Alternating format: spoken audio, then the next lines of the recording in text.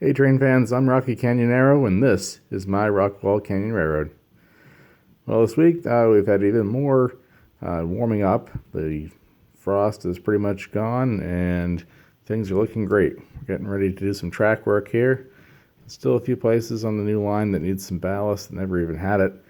This section here, particularly at Pont Rocheau, you can see I've brought in a little bit of ballast, really the heavier stones, like a half-inch stone. I usually like to do a little dressing with a 3/8 inch stone for final topping. You can see I brought out the MBTA F40PH to do a little bit of track maintenance. I like to bring these engines out periodically, even though they're not pulling passenger trains, just to kind of give the batteries a cycling. And today I had a chance to take out my ALCo S4. It's at the top of the line right now in Rockwall Canyon. Collecting some hopper cars that have been parked on the uppermost siding in storage. And here it comes through the switch. The switch is a little tight there. You can see the truck kind of bumping through, but it's probably a rock or something jammed in there. Anyways, locomotive's going to couple onto these cars, and then we're going to pull through and grab our caboose and head off to Blimpton Quarry. Of course, that's where we would get our ballast, is at Blimpton Quarry. So I'm really excited about these hopper cars. You can see they're Boston and Maine 2-bay hopper cars. Aristocraft made these, I think, in the early 2000s. One of the last new designs that they came out with, unfortunately, before they closed. But these are great cars. Nice size. The thing with G-scale is, so often our layouts have pretty tight turns and hills and so forth that are beyond what most models can handle. These little shorty cars are great for that kind of thing. I mean, plus it makes it look like you have a longer train just by having more of them. So anyways, of course, the cars have pads for KD couplings. You can see the little hole pattern there. And I use the 906 coupler. It's my standard. It has a little draft gear with spring in it so that the cars can get a little bit of slack and pull and whatever. So I cut off the ALCo coupler from the truck using my scroll saw. That's the cleanest way to do it, I found. And then put it back on there, and so we got a body mounted coupler. Alright, so now we're going to head out of Rockwall Canyon here. We're actually going to push up the line. Because if you remember, our sidings back at Blimpton Quarry are incomplete right now, so we're going to have to do the best we can with the track work that's available up there. So we're going to bring those hopper cars up there and drop them off, and then continue on with some other work.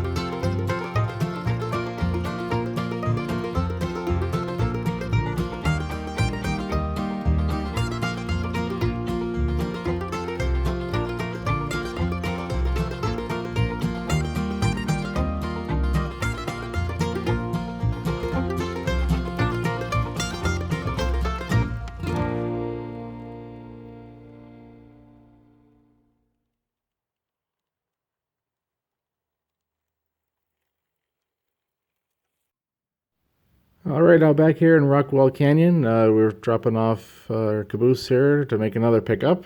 This is at one of the lower sidings in Rockwall Canyon, and we're gonna slip through this switch here and grab some covered hoppers this time that we're gonna bring around to St. Patrick's, and then haul them actually back to the other side of Rockwall Canyon. Kind of a loop operation. Kind of a long way to go not very far, but that's the plan for these cars. So off they go. You know, in the New Hampshire Garden Railway Society, there's a few guys that are really big into running what they call operations sessions, and they have all these setups where they have cards for picking train waybills and so forth, and they have a really extensive system. It's really an impressive thing to see. Curious how many of you guys out there do that kind of thing, or if you're more into just letting them run, or maybe doing some occasional ops like I do, kind of a simplified operating scheme.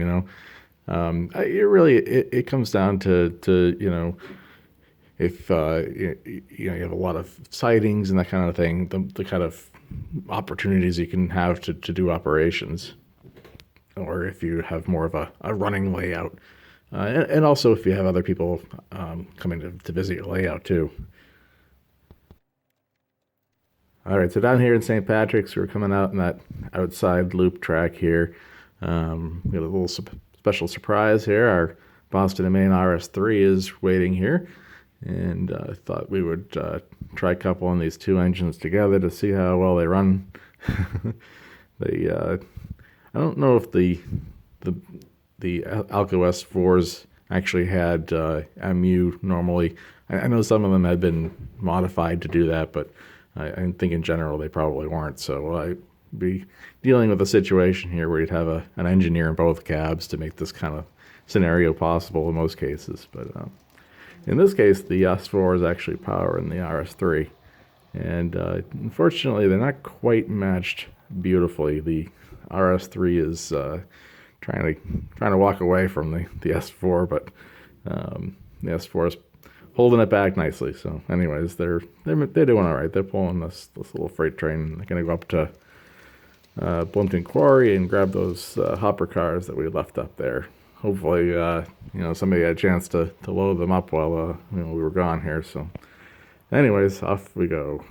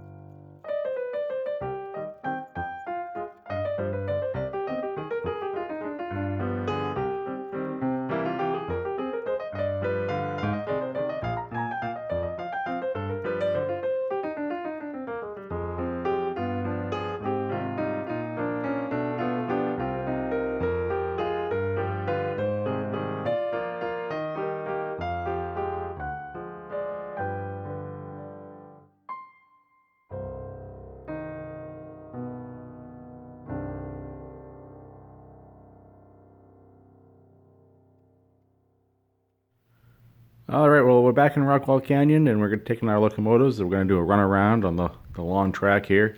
Plan is to put another crossover right about where the engines were just going by before they hit the curve. That way, some of our shorter trains, we can get around a little quicker rather than having to go all the way around to the switch up here. And actually, the other plan is to remove that switch and keep the double track all the way through the loop at Rockwall Canyon, but it's going to require actually breaking up a big boulder. There's a very large stone that's keeping the track, single track through that area back there. So anyways, as our engines come around the corner here, the track's a little soft still from the winter frost heaves, but things are looking much better. Well, I do like the look of that RS3 and the S4 together. It's a real shame that they're not speed matched very well. I suppose if they each had their own decoder, I could do speed matching with the remote control system. But this is just a one-off run. I usually run the RS3 with my commuter trains, the older steel cars. And so it's pretty much destined for that duty, but just for fun, I took it out today to give it a little stretch of its legs, if you will. So in looking at the hillside there, you can see I have that track that kind of is my bypass that I used over the winter time when everything got really icy. I'm actually going to move that to the background and have that work out of the side of the hill instead of doing that crossover like I have it doing now. That area right there where the line is heading up the hill, I'm actually going to level that out a little bit and probably put an engine facility in there and maybe have a lead to some industry in the center area. The thought is to maybe kind of build up like a mill complex in Rockwall Canyon, have like a really major industrial complex. Something kind of like you might see in Manchester, New Hampshire, where there's just brick buildings everywhere that were all kind of united under one company, but we're all different industries. They actually had a locomotive company. One of the ALCo branches was there in Manchester, but primarily they did textile. But it's interesting how they branched out into all different things, and I think I can have kind of fun with that with the G-scale layout too. Be able to have a few different industries within one, major industrial complex. So that'll be kind of interesting to see what comes out of that. And I think, maybe kind of a mill facade with, more of a garden center to it. Maybe some larger shrubs and that kind of thing to kind of take up the center space, because I really need to have some heavy growth in there to keep the soil from washing away, because it's kind of a wet area still on the hillside, so it needs the roots to really make it work well. All right, our ALCos have picked up the hopper cars again. The apparently still empty hopper cars. I don't know what happened back there at Blumpton Quarry. I guess they weren't loading stone today, so anyways, they're heading back to get the caboose and head off again. We've moved the hopper cars all the way around the railroad, picked up an RS3 and came all the way back around and dropped them off on a different track at the same town, which is also a very, very useful move.